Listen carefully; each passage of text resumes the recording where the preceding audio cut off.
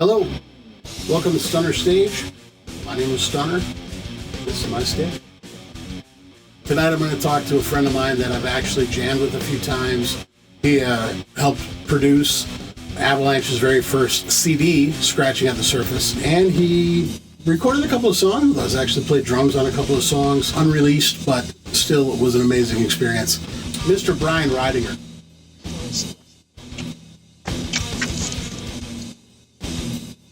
I think I'm right on point. A minute early.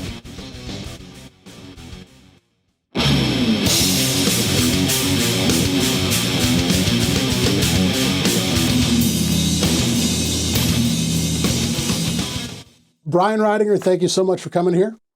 Happy to be here. We have been friends, well, more acquaintances, and friends to start, acquaintances later, and friends again for, what, almost 30 years now, I think. Yeah, I think so. I mean, I think I met you through Sean. I don't know which is his real name. Decker? My first recollection of it was Matt Brist. Oh, Matt Brist. Where wow. we recorded together. And then from there, we kept on working together after that. With I'm connected to Matt Brist on social media. And he's got a Ducati motorcycle and he's working out every day. He's contacted me a couple times in recent years about, hey, you want to play drums on this song or that song? And my wife and I are thinking about moving back to the Midwest, which I would advocate because I think the water issues out in the desert Southwest are going to become punitive after a while. But it's never worked out. He'll contact me and he'll send me a demo, and it's like a program drum thing with the double bassing. Yeah. I can't play that. So he sent me some of those as well, saying he wanted me to sing on it too. Did you sing on the first demos I produced? Well, here's the thing that's weird, and I even talked to Scott Yauk about this. Scott Yauk says he recorded vocals. He did for Matt on specifically the Silver and Black Attack song. Okay. Yep. And that's where I was like, wait a minute, I recorded vocals on Silver and Black Attack. And then it came to thinking of, did Matt re-record those without Scott and add me? Because it's the same Silver and Black Attack song, so he just wanted a different vocal. All I remember is he got Scott Yauk from the Regime to come in and sing, and I was getting time at I hope this thing is working. Hello America. It's flipping the other way. Let me flip that back. I was getting time for $5 an hour at a studio owned by Rob Steinberg, who was the keyboard player from Shane's gang. I played drums for Shane's gang when I first moved to the cities. Shane of Speed Kings fame. Yep. He had left this. I had actually come up and auditioned for the Speed Kings, and we got done, and he and Greg Herznak was a guitar player.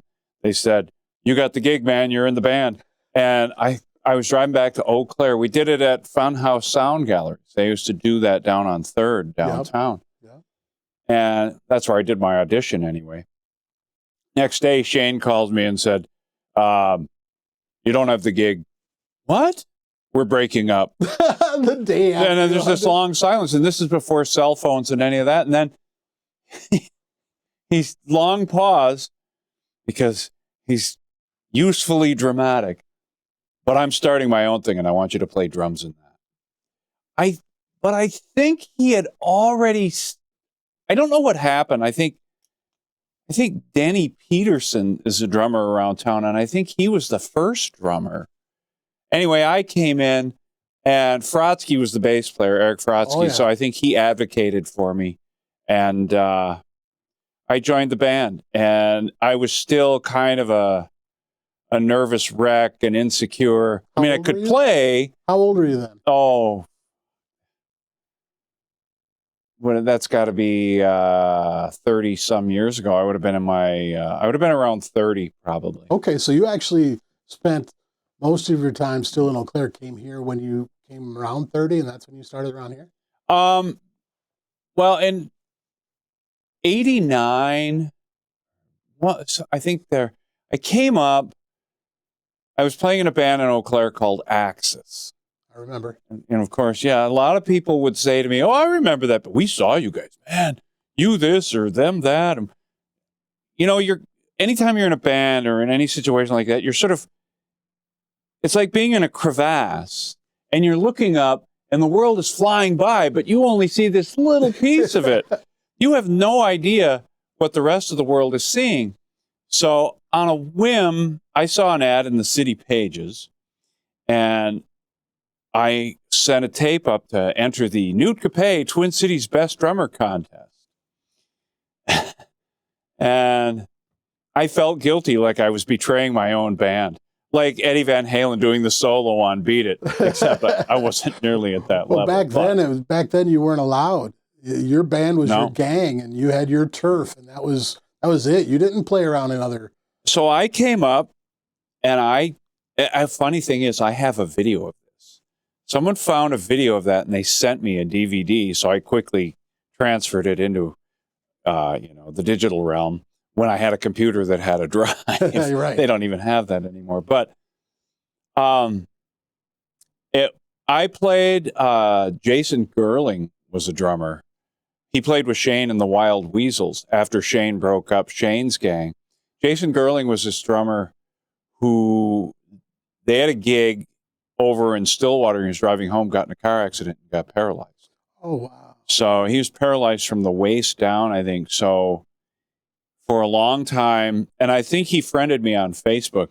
He was doing sort of like a version of the Rick Allen thing, where Allen had 2 feet and 1 hand. Gerling had 2 hands and not the use of his feet. But he had this, this kit that he had developed that facilitated playing that way. Yeah. It was really good. But it's been many years. Anyway, he's on that. He was in that contest, so he's on that videotape. Stokely Williams and Michael Bland. Oh, they're just light years above everybody back then. And Stokely in particular, because I wound up, I'll finish this story. So I do that, and I'm happy with how I play. I figured I'd do it to meet people, and this cat named Jerry Smith, J.P. Smith, he called himself, he approaches me. You are the best drummer I've ever seen. Did you not just see? Dude, I want you to play on my record. Of course, now I'm like, ooh, I want to be a studio drummer. Anyway, and he's redoing it at Brian Bart's place. I thought, ooh, bonus, I get to meet Brian Bart. Because we used to see Dare Force come through Eau Claire. I was going to say, where did you know that name when you first got to town because of the Dare Force stuff? Yeah, well, so the backtrack is I grew up in Eau Claire. Yeah, let's start there. Okay. So we jumped so far ahead because we are familiar with each other and we haven't hung out in a long time. But the very first question I usually ask is, and I got to know this, Brian, where did music start for you? How old were you? What was it that clicked with you musically? Give me that story. Well, my mother had us all take piano lessons. I have 2 brothers, older and a younger. How old were you then? I was probably 7 or 8. Okay. And by then, I would hear things in my head. And I was like, I was never really sure what it was. But so I took piano lessons, and very quickly with piano lessons, I realized, I really don't have to practice. I should practice to learn technique, and I was terribly lazy about that. But if my piano teacher would play something, he was trying to teach me a song, and he would play it, then I would be like, okay. My fingering was bad, but I could play what I heard him play. At 8 years old, you were hitting chords and everything, not just single note melodies, but chords? The whole deal? I hadn't really thought of it that way. It's not like these prodigies you see now where, he's autistic, but he's a savant, and someone plays him, one of Rachmaninoff's piece or Rhapsody in Blue, and then kind of sits there, Right. All the dynamics, all the nuances in that. It was nothing like that. Okay. But I could feel my way through, oh, I see, and I could remember it. And so my piano teacher told my mother when it came time to do, what do you call it, recitals, he would say, do not play Brian his recital piece, because then he won't have to learn it. He'll hear you play it, and then he'll know what it is. And so she wouldn't, I'll always remember this. This is kind of an overlap on the question you asked, but I think I was probably 13 or so. It was the last year I was taking piano lessons, and I had a piece I had to play for the recital called Gollywog's Cakewalk. I don't know why I remember that. It was kind of a ragtime piece, and piano teachers sort of draw from their experience and influences, and he came out of that era, that period of music, and he was very good at it. He was blind, but he could sit and he could play. It was amazing. Anyway, but I never really learned Gollywog's Cakewalk. I just sort of, he would play little bits and pieces, and then between my ability to read, which wasn't very good, and my ability to hear, I kind of muddled through it, and it was a 7-page piece, I think, and I got to turn the page, and I missed it. So now I don't know the song well enough where I can fake my way through a bar or two. Right. I'm like, I'm looking at the page, and so I just started making it up. And I'm making it up, and I'm like, yeah, that was kind of in this key. Switch the page. Oh, I see where I get to. I'll get to there. And then I landed and I finished the piece. And we got back to his house because they did it at a church. And he reviews everybody's performance. And he said, Mr. Reidinger, that was a very good job. I have no idea what song you were playing, but it was very interesting. So that was when you were 13, right? Yeah, that was about when I was 13. So about 5 years worth of playing to get to that Yeah, point? 5 or 6. I think I had 6 years of piano lessons. But what happened was April 6th, 1974, at about 10:35 at night, my family, we would go down to the family room. It was a Friday night. I think I actually looked at the calendar to verify this. And ABC had a program called In Concert. It was a short-lived series. But they were broadcasting live from California Jam at the Ontario Motor Speedway. And Deep Purple was headlining that night. And I was a big Deep Purple fan because my brother had Made in Japan, and he would go in his room and shut the door and lock it, and then he would turn up his stereo with something from Made in Japan. And I would sit outside the door and listen and go, that is so cool. I wish my brother and I got along so he'd let me in his room and I could listen. How old were you then? 10, 11. Right on. Anyway, because that album only came out late 72, early 73, so I wasn't that young. Anyway, so Deep Purple was on California Jam, and we turn it on, and we're all sitting there, and my parents are doing something, and my brother's doing something, and Ian Pace goes into a drum solo, and my head exploded. And I ran into the back. I hope this thing is working. It keeps floating the other way there. Anyway, I ran into the back of the basement, and I got these ice cream buckets. And it came out, you know those old 5-quart pails you'd get? Yep. And I put a lid on each one. My mother saved them. I think it was that generation. They saved everything. Tupperware somewhere. Yeah, we had stacks of those plastic things that were like this tall. It was crazy, but it was good for me. So I grabbed 2 and a couple of Tinker Toys and put the little round attachment things on the end. And I sat there and I watched the rest of the Deep Purple set. And I just and my parents were like, what are you doing? And I just said, I want to do that for the rest of my life. Wow. You need to go to bed. You've seen enough. So I go to bed, and I got up the next day, and I'm doing the same thing. And after 2 weeks of this, first off, they thought, oh, it's just silly. Then 2 weeks, they're like, you got to stop this. Then I wanted to buy a drum, and they said no, and I just harangued them. And they said, you have to get a job. So I got a paper route. And I earned enough money with my paper route to buy a Gret 16 by 16 gold sparkle floor tom. What made you decide floor tom? Not a snare It was drum? an orphan drum at this one of the only music stores in Eau Claire. And I just thought, you know what? Because it kind of looked like, if you look at the cover of Made in Japan, you can see his drum set, and he's a lefty.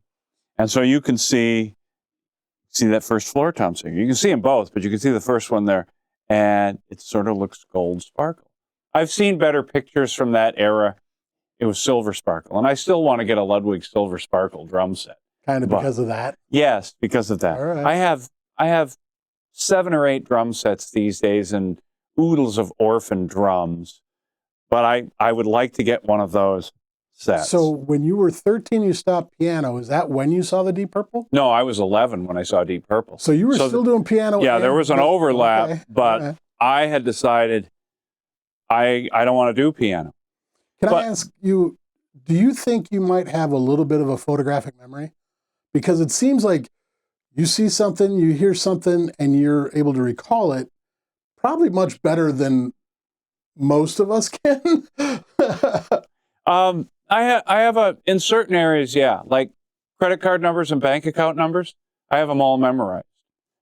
I have my wife's and my trusted traveler global entry numbers memorized. The first time I heard them.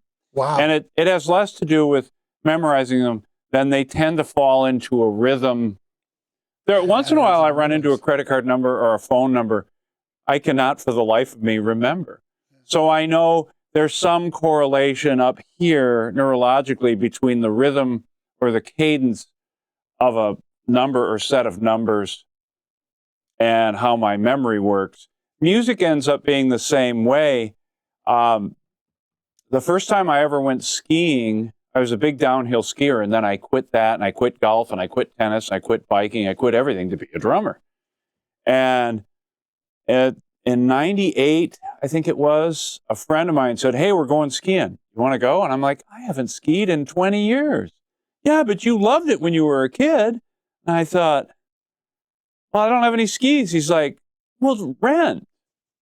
Well, I don't have any money. Well, yeah, you do. You own a business. I mean, this is a few years after he started the business. He said, you're making some money. So he kind of talked me into it. And we went, and I realized, wow, I never should have let this go. So then I started booking trips out to the mountains. In all my life, I'd never skied in the mountains. So I went with him and 2 other friends on the train out to Whitefish, Montana. And we left on a Monday night. Well, the day before, I had gotten hired by Brian Bart to play drums on a band.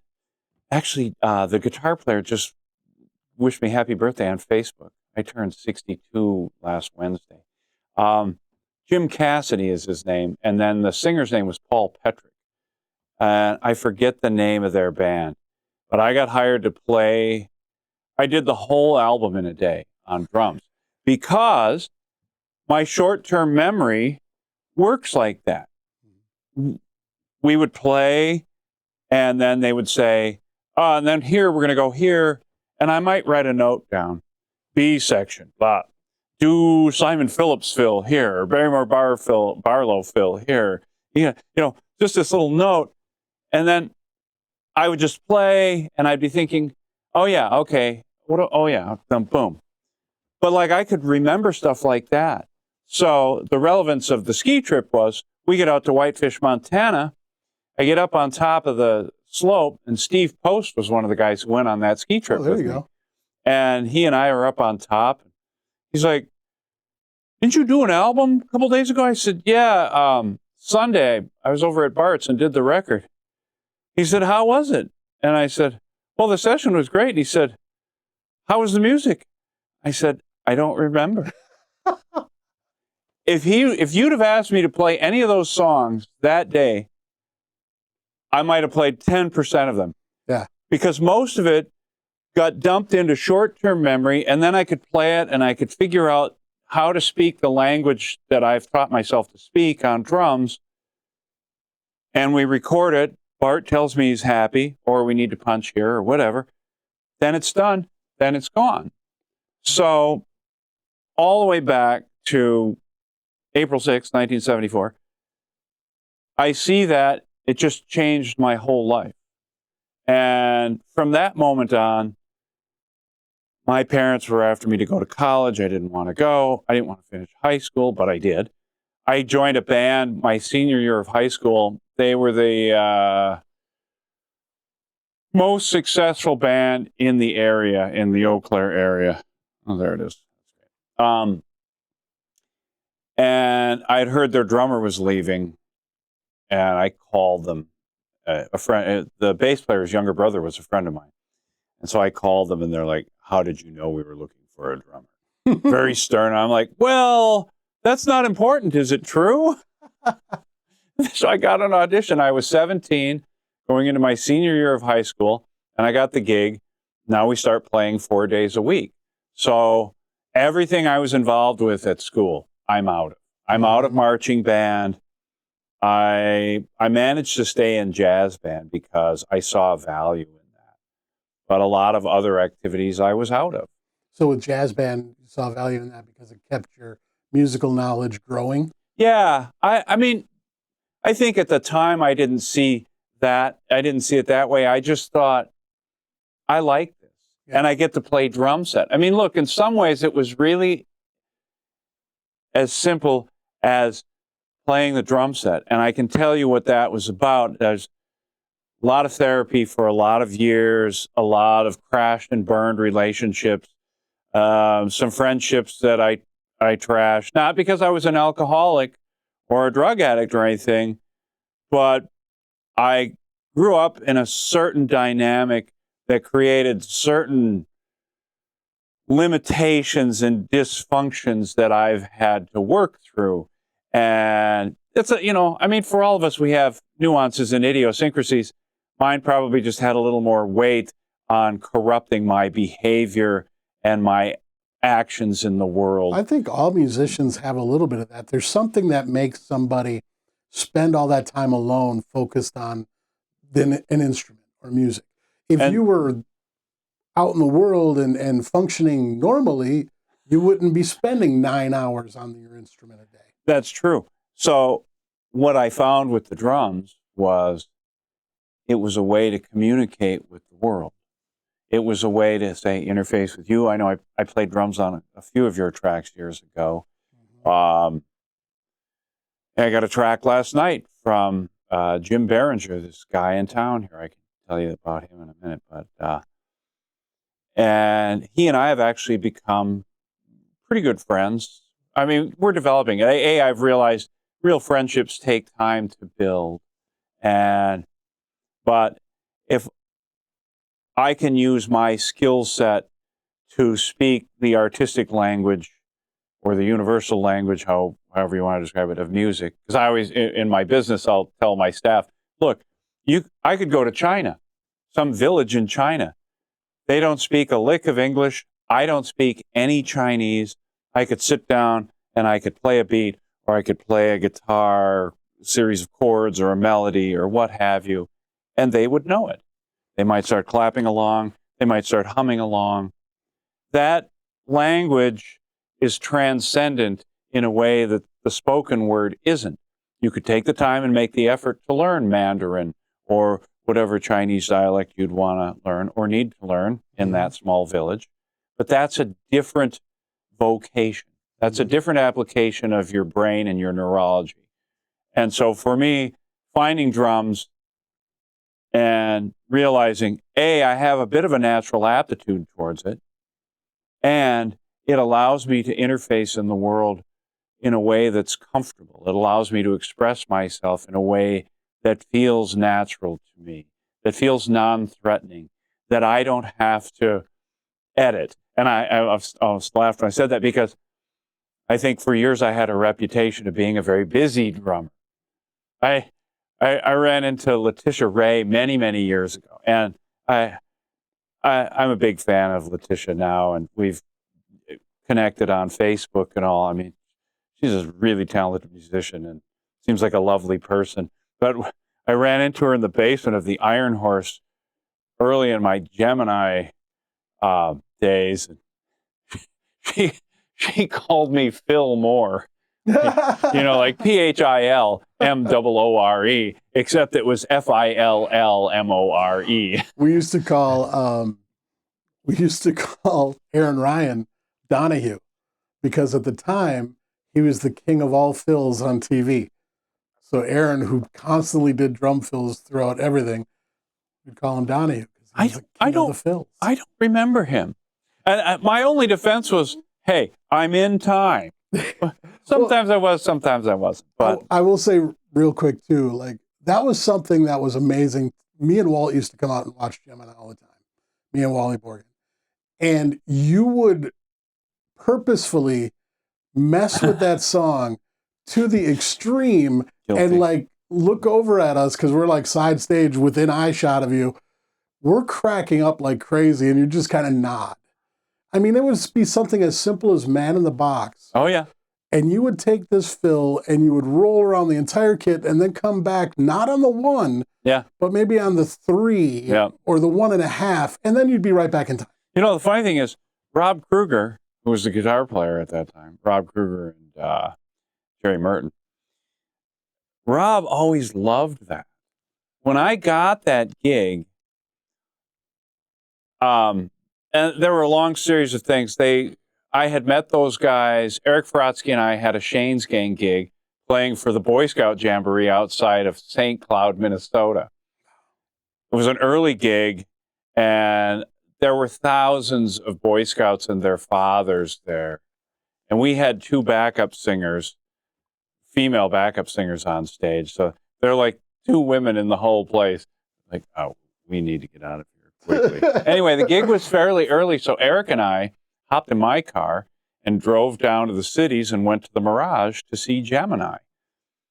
And I was watching them, and I said to Eric, I said, if I really want to climb the ladder of the local rock scene, I should be playing in that band. And I don't know how I'm going to do it. Anyway, they went on break, and I went up, and I was always a little nervous and a little insecure, and so the bass player, Tracy Sprain, seemed like the least threatening. So I went up, and I said something and introduced myself, and I said, I played in a band in Eau Claire called Axis. And he looks at me, he's like, what? Axis from Eau Claire? I thought he was going to punch me or something. He goes, wait right here. And he goes and he gets Rob and maybe Jerry. And he comes back. This is that drummer from Axis from Eau Claire. And all of a sudden, they have a million questions for me. And this back to you're in a crevasse. You have no idea you've made an impression on anybody. Yeah. I just thought, man, I'm spinning my wheels. Nobody's ever heard of me. Nothing's going to ever happen. What is going on? And these guys all know of me and have come out to see me, but they've never introduced themselves to me. Anyway, so then we exchanged numbers, and then they invited me down to tune drums for their drummer for the new record they were doing. So I went down and did that, and I met him. Nice guy, Dave Evenson. And so got his drums all tuned up. And then I don't know if I stayed to hear him track it all or not. And then a few days later, Rob called me and he said, hey, will you come on back down? Will you come back down and will you bring your drums? Which I thought was weird. So I went back down and he said, here, set them up out here, out in this loading bay outside of the studio. Yep. And so I set him up and he comes out with all the cords and mics and headphones. He's like, I want you to learn these 4 songs and play them. Why? Well, we didn't like the way they turned out, and we just want to see how you'd play them. I mean, it was all this very sort of sideways. It seems really weird. Like you had no idea. Come on down, set them up out here. I'm going to mic them. Oh, by the way, now that you're here and your drums are set up and mic'd, would you please learn these 4 songs and play them? I think they were nervous. They didn't want to insult Dave, rather than just talking to him and say, "Hey, we're going to go a different direction. We're going to try something different." But I think, in Dave's defense and in everybody's defense, bands weren't really that way then. I mean, I wasn't that way. No. You know, now I've spent 30 years on the other side of the business and producing records, and you know, you find the best people for the job. Now, if the band can play it all, great. But if they can't, or if you have an artist and he doesn't have a band or she doesn't have a band, you have to bring in people. Yep. And it's not a threat, but I think they wanted to make a change, and they didn't quite know how to talk to him. Communication wasn't great then. No, and of course, my own background and upbringing, I didn't draw clear boundaries and say, you need to deal with that first, and once you've dealt with that and it's all clear, then I'd love to come play in your band. So it was messy, and Dave was hurt, probably rightfully so, and so the transition had started, and then Rob invited me to meet him up at Lance King's house. And so we go up there, and Lance was hip to my reputation of playing with the beat, or, you know, of infusing a lot of having fun with it. Yeah. Not playing it the same way twice. Right. Anyway, so Lance is sitting there, and I'm sitting here, and he's talking to me, and Rob is behind him. And at one point, Lance said, "Now, you know, we have a reputation, so we want to play everything just like the record, and we're going to need you to play everything just like the record. Can you do that?" And Kruger's behind him going, as I was just looking at the camera going, no. And I said, "I'll do my best." I had enough wherewithal to say that. You brought up Man in the Box before. We were playing Dibbos over in Hudson. And I had by that time, I had been contacted by Realm, the guys from Realm out of Milwaukee. And Realm had a record deal on Roadrunner, and they were a nationally known thrash metal band. Oh, I knew them quite well. Which was not my thing, but they had identified me as the drummer they wanted in their band, and they had approached me when I had gone through Milwaukee with Gemini. So I did an audition with them, and it turns out they don't really want to continue that way. Even though I tried to learn a couple of tunes from their records. Funny thing is, the guitar player died years back, and we had done another band, and then that had broken up, and on we go. And Paul Leganowski, wonderful human, got cancer, died. We did a celebration of life at Koczynski's Bar in West Dallas, and it was us, White Fear Chain, which was the band that had evolved out of Realm, and then Realm. And, you know, it was the original 4 guys minus Paul, and White Fear Chain was the original 4 guys minus Paul. We hadn't played in 22 years. No rehearsal. We walked up on stage on borrowed gear, and we marched through 5 songs like we played it yesterday. And we were all stunned. We got down to the first song, and we're looking at each other.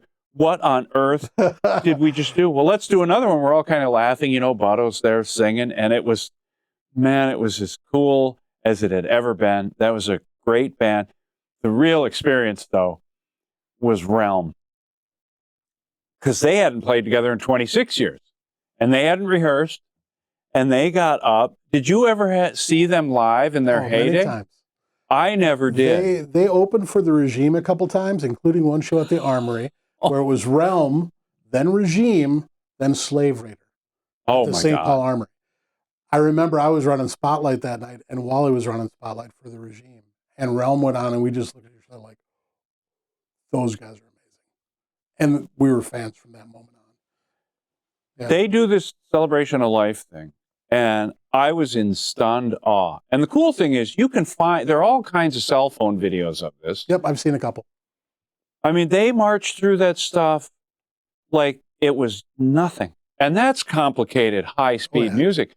And so I talked to their drummer, Mike Olson, and I was like, how do you play that?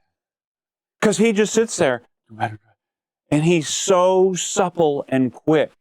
And he was so kind. He's like, well, that's nothing. He's like, I wish I could play like you play, man. He said, I'm on the side of the stage going, how does he do that? And, you know, it's funny because even when he's saying it, I'm like, it's nothing. Anybody could do it. What are you talking about? There's something about the flow that you have, though. You have this innate, you have a natural rhythm, which is fine, but you're so in the pocket, and you've got such a groove to almost everything you do. Well, gee, thanks. And then there's the other side of the coin where the thrash metal drummers are so precise. Oh, God, yeah. And it's like right down to the millisecond, you know, and it's no excessive effort. It's like range of motion is like right here, yes, right here, right here, right here. Yeah. And that's where their speed is. But you've got this groove, and it's like when you come up and swing like this, it's all timed so perfectly. Like the motion is not there for show as much as it's there for groove. So that's something that I've always noticed with your playing. Now, I remember being That's one of the enough, nicest things someone's ever said to me. Well, I was a fan from a young age, but I do remember that you were nice enough to invite me and Walt down for the White Fear Chain recordings because I was such a huge Realm fan. Did you come down for that? I don't remember that. I did. I was down there for that. I was hanging out the first time meeting Steve and Paul and all those guys, and I was just in awe. Butto's sitting cross-legged in the outer room working on lyrics. And I remember just, we had like taken a break, and I think we went to Subway for lunch. And I was like, I cannot believe you're jamming with the Realm guys. And you were like, I couldn't either. But you had told me, said, well, you know, I'm into like heavy stuff, right? And I was like, I didn't, because all I really knew of you was Gemini at that point. So Man in the Box, Queensryche, things of that nature. I'm like, okay, he's a hard rock guy.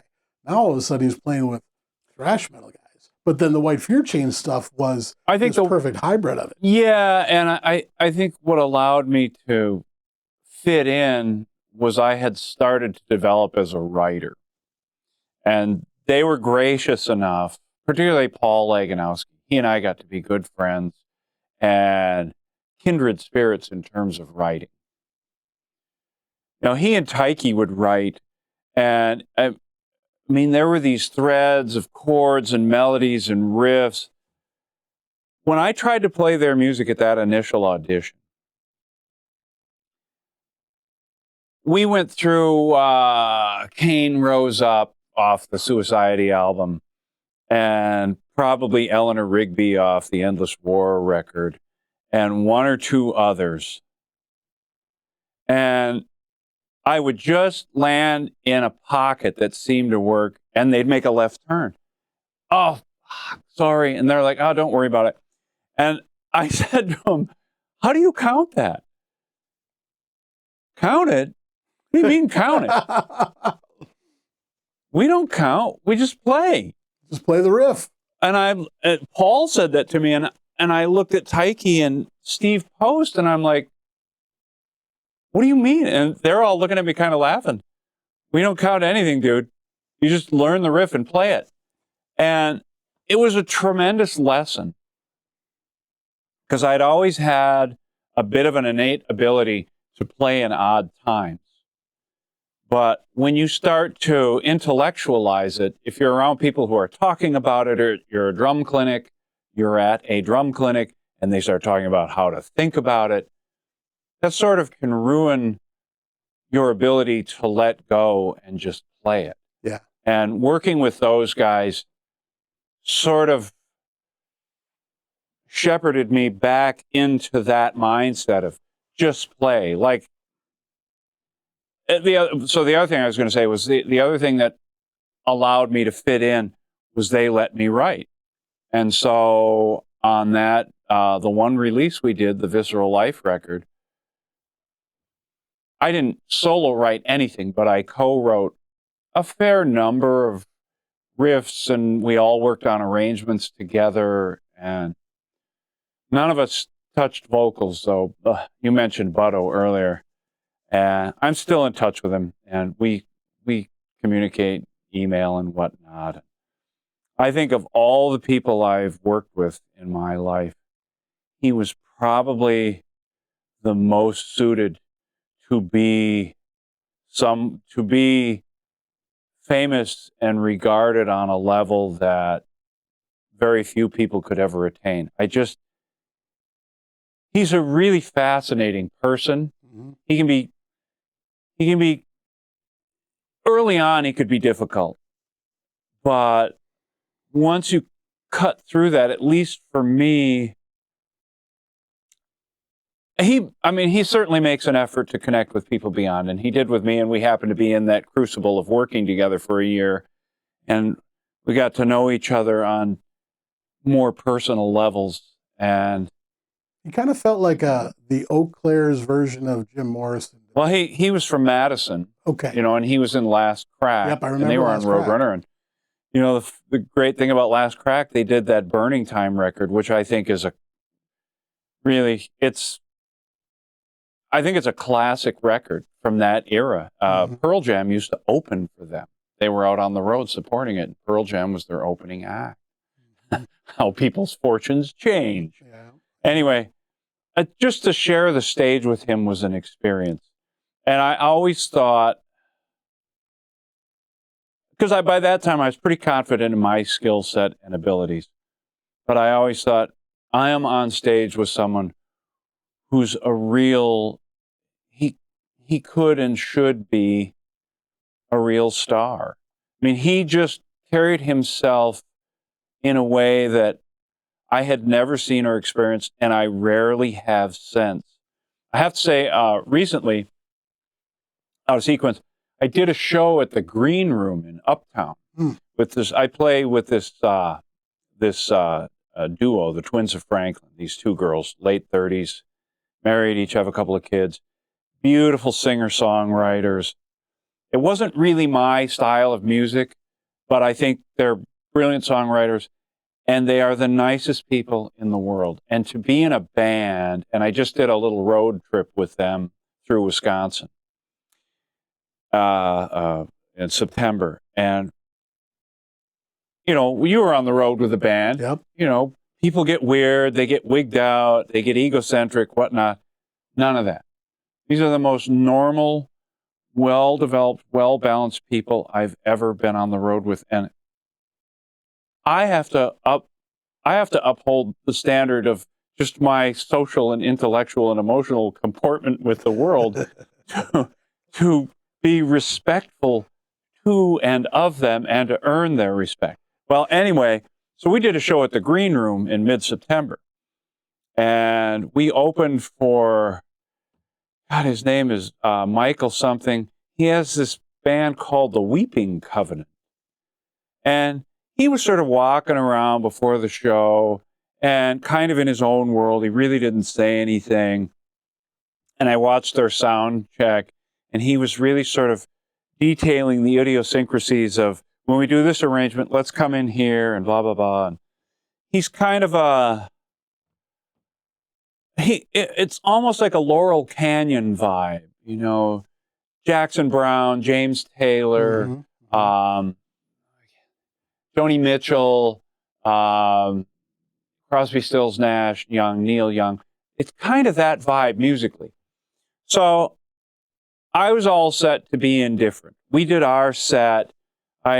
They have a house kit, which is nice. So we get done, and I just decide, I'll just hang around for a while and watch them play. A lot of times I don't. I just get out of there. But I stayed. And he was extraordinary on stage. I sent him a personal note on Facebook Messenger afterwards. I just thought, it's been a long time since I've seen someone on stage who had that sort of authenticity and artisanship that they infused into the songs that they wrote.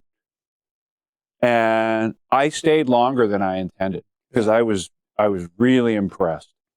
And he sent me a couple really nice notes, actually, and just thanks. And, I really appreciate that. And because I really meant it. I think if I've learned anything, it's like, if you see that, you try to encourage people. And I had the experience of sharing the stage with Butto, but I don't think I ever said to him at the time, you're really an extraordinary talent, and it is really our privilege to be here. All of us. You might have been too close to that fire for that. Yeah, and I was probably younger and a little less mature. But look, in terms of musicality, all of those guys, every day I had to work to get up to their level.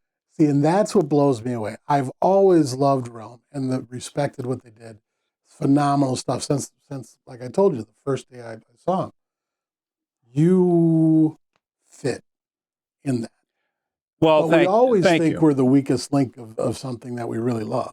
I always thought I was the weakest link in Avalanche for many years. I thought you were the driving force. Me and Wally pushed really hard, but if it wasn't for Wally, I don't think it would have been anything. But the thing is, I fit, and thank you for saying that, because they evolved from the Realm days. Yeah. So all of this is a huge thread. I bring it back to, so I went down there and did the audition, and I came back and I was still in Gemini. And Lance had, made the point early on, we want to play it like the record. So we're on stage at Dibbo's, and we're going to start the next set with Man in the Box. And I had this idea, instead of the bump, bump, bump, I thought, man, it's got to be thrash. Bump, bump, bump, bump, bump, bump, bump. And when you get to the B section, boom, pop, boom, pop, boom, pop, boom, pop. And I think I was there. Kruger and Jerry, Kruger and Tracy Sprain were like wildly into it. Yes, we have to do that. And Jerry was like, I'll follow you guys. Whatever you do, I'll follow. And so, because Lance always kind of kept to himself, it wasn't until right before we went on stage that all five of us were there. And I said to Lance, okay, we're going to do Man in the Box a different way. Just sing it. You'll know exactly where you are. Well, I'm like, trust me. And Kruger said, it's going to be really cool, or whatever he said. I mean, it's 30 years ago. We know how frail memory is. Anyway, so we go on stage, and the intro tape's going on, and Lance says something, and I go, 1, 2, 3, ah. And Lance looks around at us like we've lost our minds. But Kruger's head is going this way. Tracy Sprain is going this way. And Jerry's like, he's picking up on it. And I am having the greatest time. We went through the whole song. Lance never sang a word. Wow. And he was so taken aback by it. People were freaking out up. They were having a good time.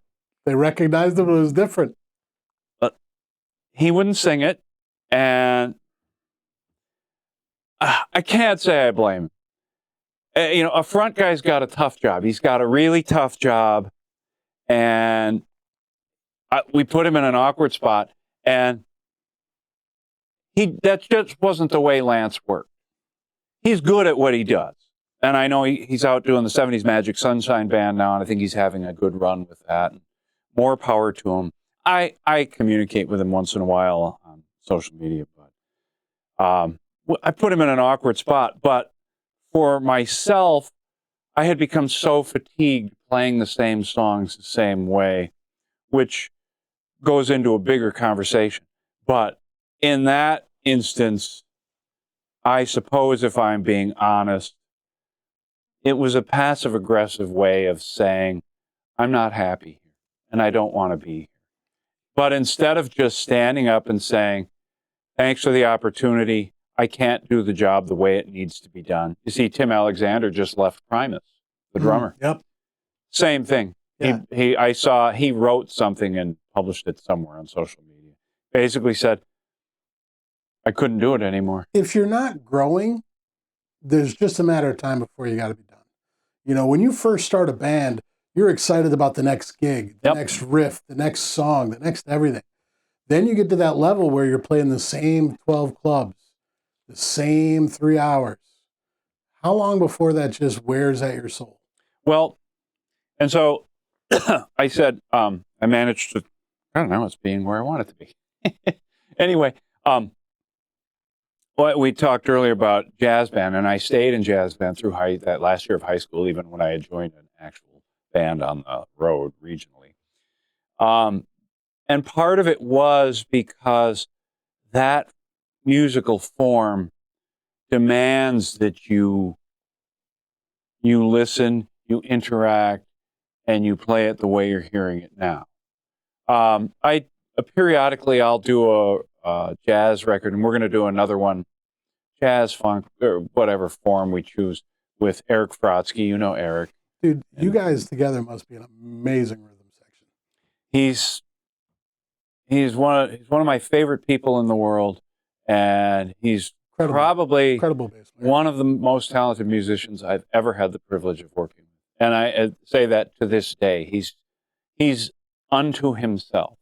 Anyway, and he and I have developed a good friendship over the years. So he and I and this good friend of mine, Lee Blasky, who a lot of people from the rock scene wouldn't know. It's 6:15 p.m. Oh, great. It'll be done in a second.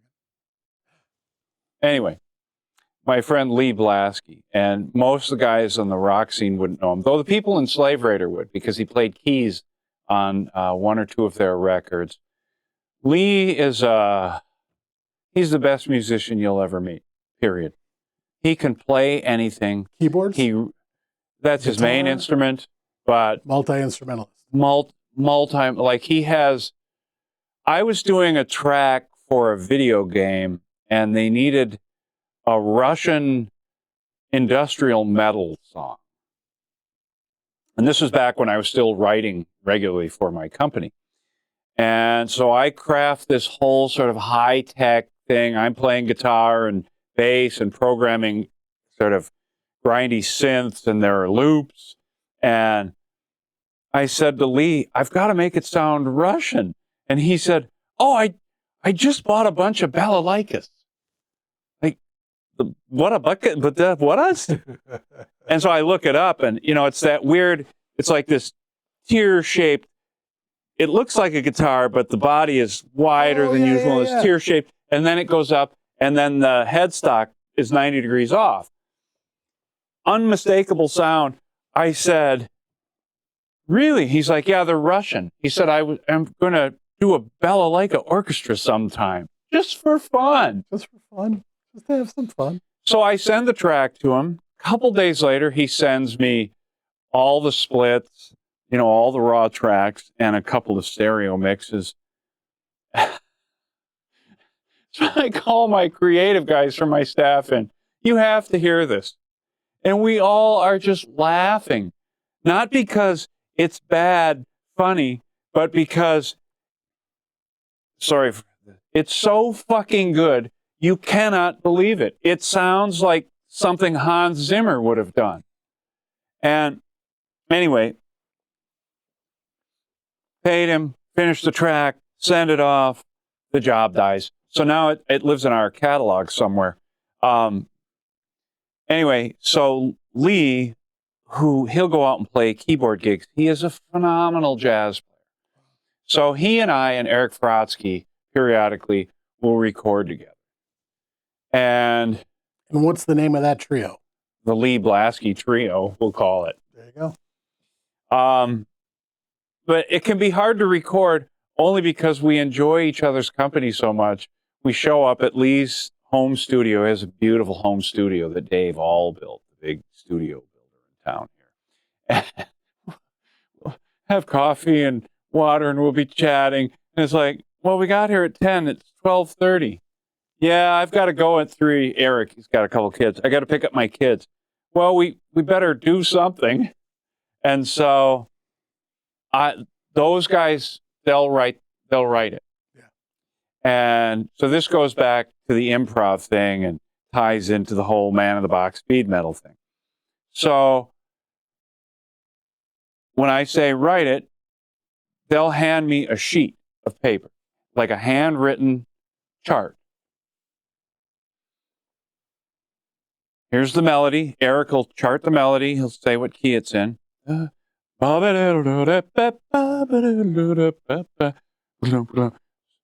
Just repeat 2 bars.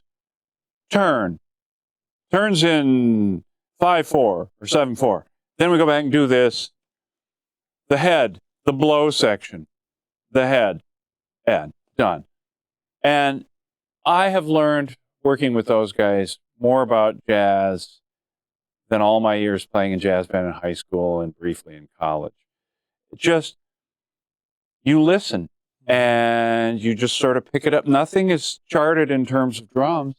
And then you here's the form. Let's go. And I love that. And I always approach, for better or for worse, and I'm sure there are people on both sides of the equation. Thank you, and I'm sorry, simultaneously. I always approach my gigs with rock bands that way. And the fatigue I felt playing with Gemini had nothing to do with them. They were nice people. They had a good thing. I probably stayed longer than I should have.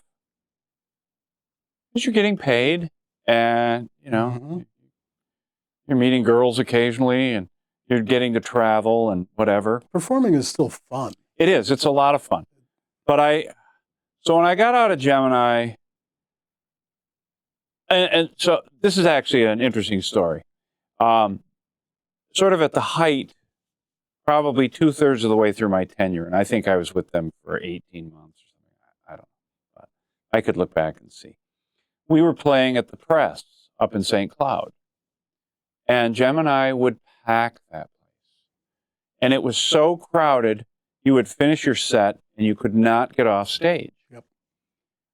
And so we finished the set, and the band they sneak off to the side and they tuck themselves behind the PA. Big PA. So people can't see them. And I'm up on a riser, and I've got my big double bass kit at that time. And so it's a corner stage, so the riser is a square. And so there's a little pocket behind it where I can jump down 16 inches or whatever, and I can just sort of crouch down. And I do that, and I can hear everything, and I can see out of the corners the band. And I hear the crowd. Metallica, Metallica, Metallica. Queensryche, Queensryche, Queensryche. And I was sitting there.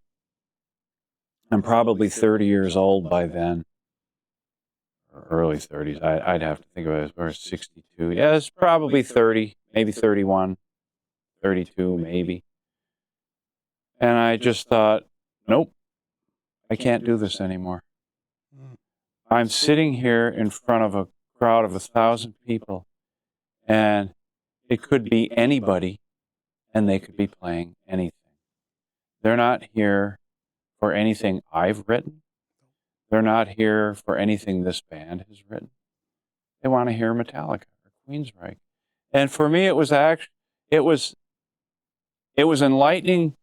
It was kind of depressing, and it scared the daylights out of me, because I realized I can't do this way.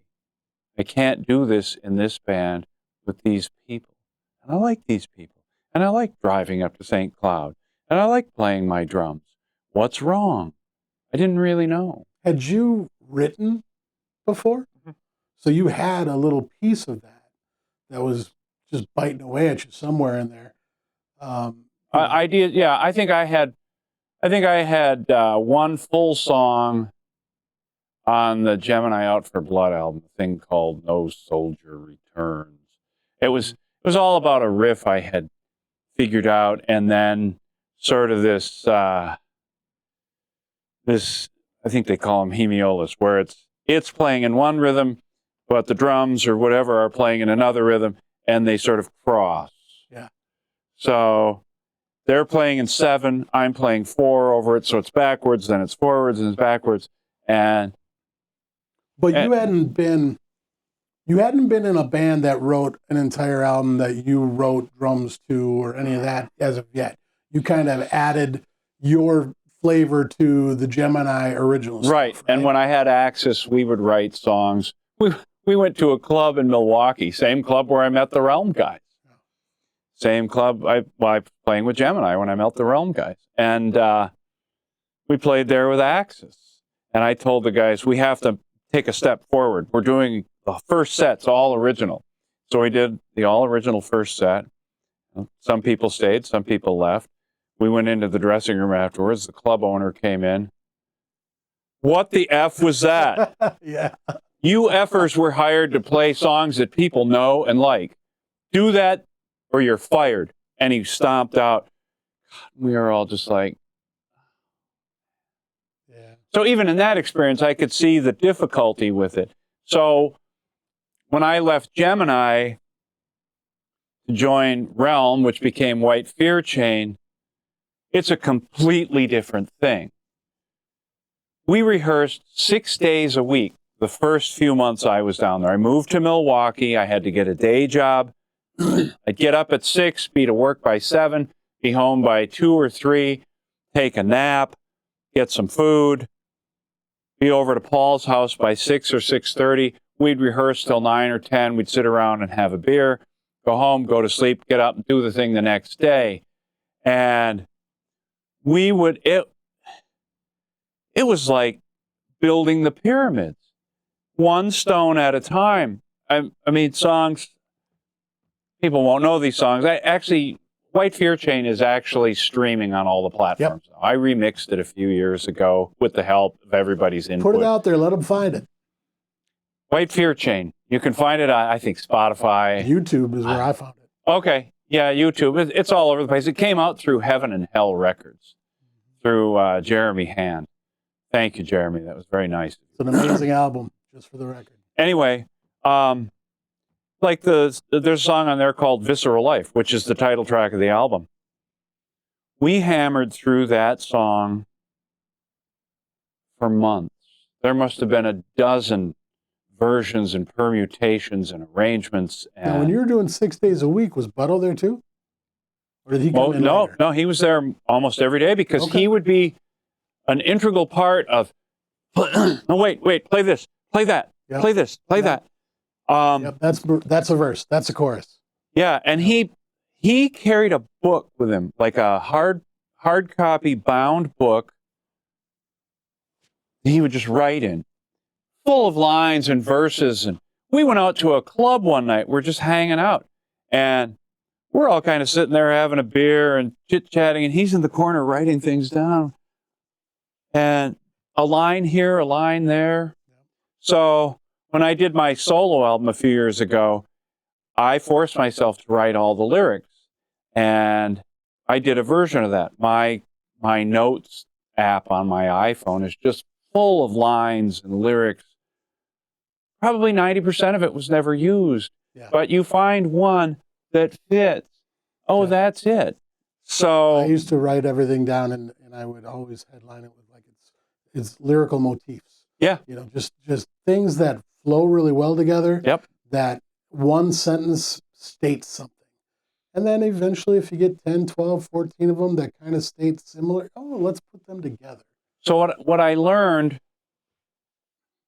because I've never forgotten that experience at the Gemini show up in St. Cloud. And, more power to them. People wanted to come and see them to do that. Mm-hmm. It's like Hairball now. I mean, what a brilliant piece of marketing and business structure. he figured out Mike Findling or Chainsaw, or, that people want to hear this. And it's modern day Sha-na-na is what it is. It is, and they're very good at it. Yeah, love it. But anyway, for me, that wasn't the route I wanted to go. And so when the Realm guys asked, I said yes, even though I was nervous about it. I was nervous about playing thrash. I was nervous about moving to Milwaukee. But I thought I have to take the next step. And they're an original band, and that's all they want to do. Their goal was to get a record deal. And we came close. There were some record producers and some people with some names in the industry who wanted to manage us, who wanted to produce us. But, we were so insular that it was too intense. The other guys might assess it differently. My assessment was we were so hyper-focused on it, it just squeezed too tight, and we got tired of each other. And then what happens is you're not progressing in a way you think you should be. Mm-hmm. Whether or not there's any truth to that, and I mean, I've been on the other side of the business now, so I know a lot more than I did then. But everybody just kind of, first Taiki peeled off. He and Butto, there was always a little tension there, and I think that's because of the close quarters. I think they get along really well now. But at that time, there's some grinding there, and I was pretty tight with Paul, and he and I had started writing more, which I think took away time for him to write with Taiki. And so I think there was an uncomfortable shift there. And Taiki peeled off and did his own thing with Jerry Richter and Mike Olson, the old drummer from Realm. And so we carried on as a four-piece for a while. And we wrote another batch of songs. Steve Post, and he still has this, he has a Hamer 12-string bass. And so he, on that 12-string bass, and Laganowski, I had gotten into writing in drop D at that point in time. Okay. I've since further evolved that where I almost exclusively write in DAD-GAD, D-A-D, G-A-D. But then I dropped that a half step all to C sharp. And I've had El Diablo guitars set up all my guitars that way. So when I tune them there, they're fine all the way up. I don't really play solos, though. But in any event, no money after the ninth fret. Paul was way into that. And Steve with the Hamer 12-string, I mean, it was just a mighty racket. And so I remember one show we did. So it was Butto, Paul, and Steve and I. And we played this outdoor show on the shores of Lake Oconomowoc, outside of Oconomowoc, Wisconsin. And Post has like 4 15s and 2 810s and some cabinet on top, and I don't know how many watts. And he hit a note, and like it was like an earthquake. And then so Paul's got it for that gig. He's got 200-watt heads and 4 412s. And so we launch into playing, and I'm set up. This would be like the front of the drum riser, and it's lined up with their speakers, so they're all blowing ahead of me. So I don't hear it that bad. And I'm playing, and Butto comes back, and he's... And I'm like, what's going on? He's like, again, sorry. They are so fucking loud, I can't hear a thing. So he stood there and sang a little bit. But he was a showman, and not a showman in the way that a Vince Neil or something is. You touched on. He's like Jim Morrison. Yeah. He's in a league of his own, in a world of his own, and so captivating still. Yep. So I go through this thing. I have this epiphany up at the red carpet with Gemini, and I go off to Milwaukee to do White Fear Chain. And while I'm doing that, I'm starting to produce records, and I think that's where I did the Avalanche record. But what I realized is I want to be working on the music creation side. That's what I wanted to touch on just for a quick second.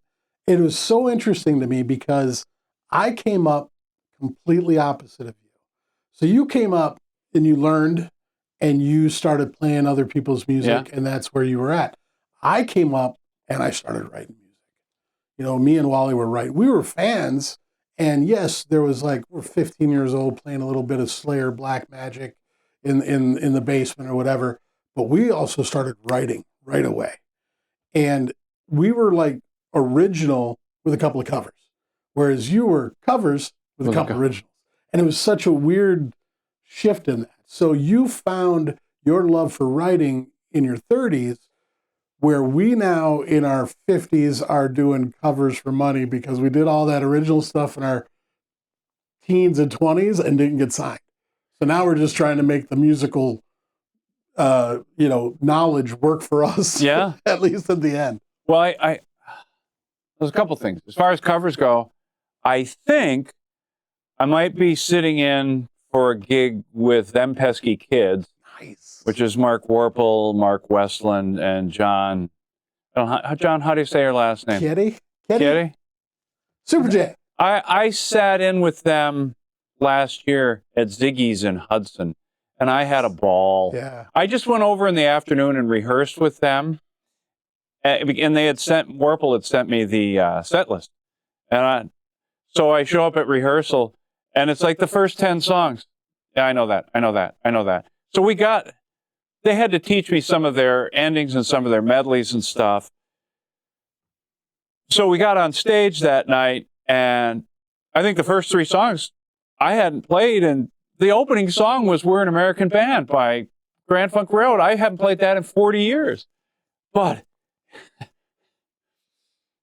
it's Cowbell. I know it. It's there. I know it like the back of my hand. Yeah, and it's there. And again, this is that thing about music. It's in there, and once you know it, you kind of always know it. Yeah. The more complicated things you might have to work at a little bit, or you might have to refresh yourself. But in any event, so I do play a cover gig once in a while, but I did a record this last year with the Twins of Franklin. I played drums and a little organ on it and percussion. Kevin Bowe produced it. Kevin came out of the Replacements camp. Okay, yeah. But he's a really nice guy, very talented musician, wonderful producer. And the girls wanted to use him to free me up because I had offered to produce. But I think they wanted a different take on it, and they wanted the 4 of us to be seen as a band under the tutelage and guidance of a producer. And I think it was a very smart decision. And this coming Saturday at the Ice House, I will be at the Ice House with a guy named Sam Graber. And I met him through playing tennis, of all the weird things. I know his wife. My wife and I know his wife. And he was learning to play tennis with his wife. And he was taking lessons from the same coach that my wife and I use sometimes to work on things. And the coach said, "Hey, you should meet this guy. He writes music and he wants to put a band together." I thought, oh my God, now what? But I met him, and he is an interesting guy. He's a playwright. He's an author. He's a podcaster.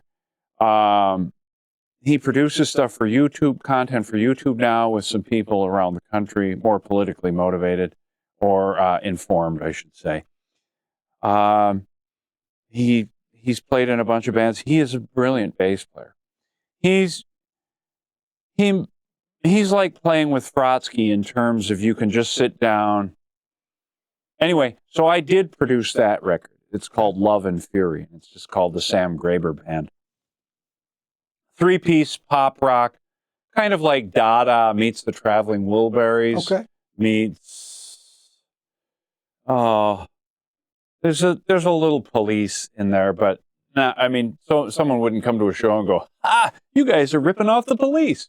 Not any crazy hi-hat stuff? No. Well, yeah, but that's just me being me. That's just you being you. Yeah. Right. Anyway, so I did produce that record, and I got a lot of joy out of it. I played drums on it, played organ, played some rhythm guitar, sang most of the backups, recorded it, co-produced it with Sam, mixed it, and then Tom Garneau mastered it, which was nice. And he was a lot of fun to work with. So, but that's an original project. And now I'll go on stage. We'll do a 90-minute set Saturday. And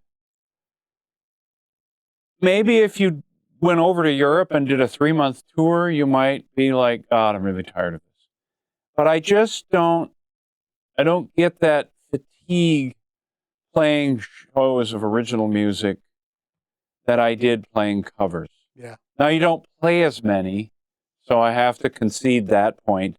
But and if you're playing stuff you wrote, it doesn't get as old as playing stuff you had to learn that somebody else is. That's right, and you're freer to take liberties with it. Mm-hmm. It's not like we were doing. Funny, the night I met the guys from Realm, we were playing Gemini. We were playing upstairs, which was the main room at T.A. Vern's in Milwaukee. And good crowd there, a couple hundred people. We go through the first set and we end it, or whatever set it was, we end with Enter Sandman. And there's that Hush Little Baby Don't Say a Word where Lars is doing the thing on the toms. But I got tired of that. So I did kind of a Bonham, Hush Little Baby Don't Say a Word. And I had done it a few times, and the band they were fine with it. Yeah. And I probably told them, look, I don't want to do the tom thing. I just hear it this way. It sounds more driving and like you're going to punch somebody in the face in a minute, which isn't what Metallica wants to do anyway. So we did that and we finished, and I walk off stage and I'm milling around the club by myself. And these two guys, long hair, kind of 80s rockers. Hey, you're the drummer, right? Yeah, we want to talk to you. So I go out into the hall. They had this long kind of curved entryway. You'd come in the front door in this long hall and then into the club. And so we're standing out there. And I get out there and, dude, you fucking suck. I said, I do? Yeah, fucking A, dude. You play Enter Sandman totally wrong, dude. Lars fucking rules, and you're up there making up shit. Oh, man. You got to play it the way he played it. And as they're saying this, a couple thoughts going through my head. These guys are drunk. I wonder if they're going to punch me, because they were kind of getting after me about this. Agitated over you messing with Lars. They were really agitated. And as this is going on, and I didn't know them at the time, and if you didn't know them, they scared the daylights out of me. Laganowski and Post and Tyke Kinnis come walking over. And these two guys, this is how my memory recalls it. And I've done a lot of reading on memory over the years, and it can be pretty frail. But as I remember it, these two guys are haranguing me for not playing what Lars played. These three guys come up, and I thought they were going to join forces. Yeah. And it was the end of my life. And these two guys go, fucking A, Realm dudes, we're not worthy. We're not worthy. And again, best I remember, it could be completely wrong. There's no camera that recorded it. Laganowski or one of them just said, yeah, thanks. Go away. And off they went. Oh, and that's awesome. They're like, yeah, we heard what they said to you. They're fucking idiots. We think you're awesome. You're the best player in the band. Who are you guys? Right. I'm Paul Laganowski. I'm the guitar player for Realm. Big smile on his face. Yeah. Steve Post, Realm. Tyke Kinnis, Realm. We think you're great. We want you to come audition for our band. And now, this whole thing, and the two guys they told to scurry off are kind of in the background. And they're, what? They couldn't figure it out. So they're telling me how terrible I am. And the band that they're not worthy of just invited me to come audition for them. It was such a strange experience. So you've kind of had that a couple times then, because that's kind of how Gemini was. Yeah. A little bit. Well, it's like they courted you real quick once they realized who you were because they had seen you before. I guess. And now here you got the Realm guys who have now seen you and immediately they're courting you. Yeah, I guess that puts I mean, I never think of it that way. I always think I did just enough to catch their attention. When you came to us, I believe Avalanche, we lost our drummer for a minute. We were going to get Soup in the band from the Regime. But you were like, why don't you let me do a couple songs with you guys? World Don't Care. World Don't Care. And I think it was... I have them somewhere, but I can't Angst. Find it. Angst. Yep. Well... Yep, and you came in our studio, and I still remember this vividly. You came in our studio with your drum set. You set it up. You had never heard these songs before. And you're just like, play me the first one. And Wally's running the riffs, and you're making notes. One more time. All right, let's try it. You listen to our stuff thrash, probably 9 riffs, different times, whatever it was, 2 times. And then you're like, all right, let's give it a run. I remember it was... Yep. And then Wally's doing some weird thing. And then it was like this... Shung, gung, gung, gung, gung. I'd love to hear that sometime. You probably got it somewhere. I probably do.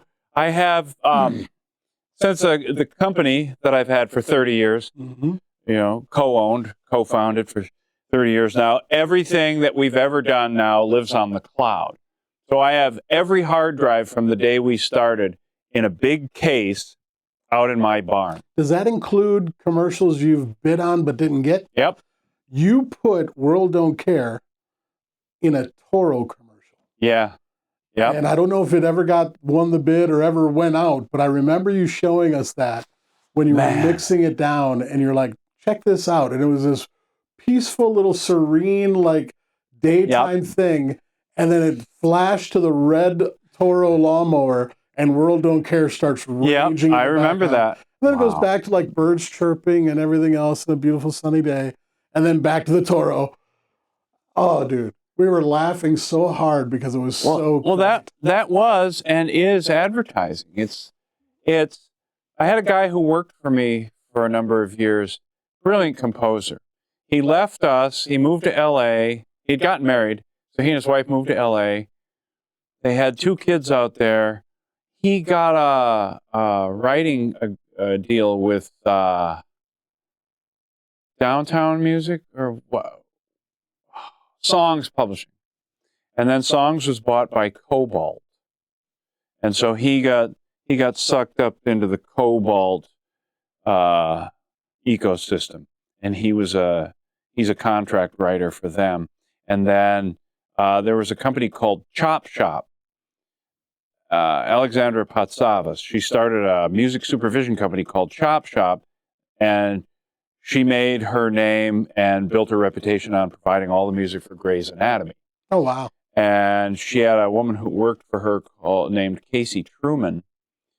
And Casey left Chop Shop and went over to Cobalt, and then she started her own imprint. Like Cobalt is the parent company, but Casey has her own stable.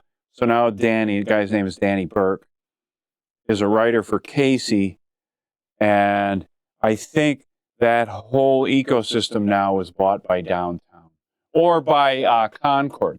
Remember Willie Wisely from town here, the Willie Wisely Trio, and his brother Jake.